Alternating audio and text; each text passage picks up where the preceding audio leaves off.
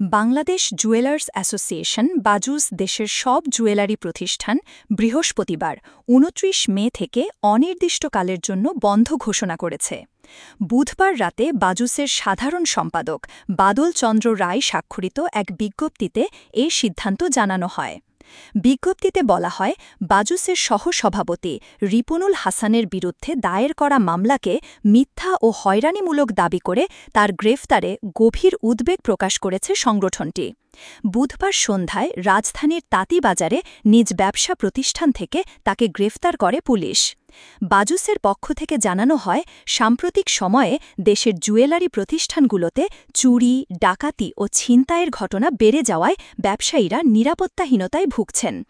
জানুয়ারি ২০২৪ থেকে ২৬ মার্চ ২০২৫ পর্যন্ত দেশে ২৩টি জুয়েলারি প্রতিষ্ঠানে চুরি ও ডাকাতির ঘটনা ঘটেছে, যার মধ্যে ঢাকায় ১১টি ঘটনা ঘটেছে। এই পরিস্থিতিতে বাজুস সরকারের কাছে জুয়েলারি ব্যবসায়ীদের জানমালের নিরাপত্তা নিশ্চিত করার আহ্বান জানিয়েছে এবং নিরাপত্তা নিশ্চিত না হলে ১৫ এপ্রিলের পর পরবর্তী করণীয় নির্ধারণ করবে বলে জানিয়েছে। বাজুসের নেতারা জানান, নিরাপত্তাহীনতা ও সহসভাপতির গ্রেফতারের প্রতিবাদে এই অনির্দিষ্টকালের জন্য জুয়েলারি প্রতিষ্ঠান বন্ধের সিদ্ধান্ত নেওয়া হয়েছে।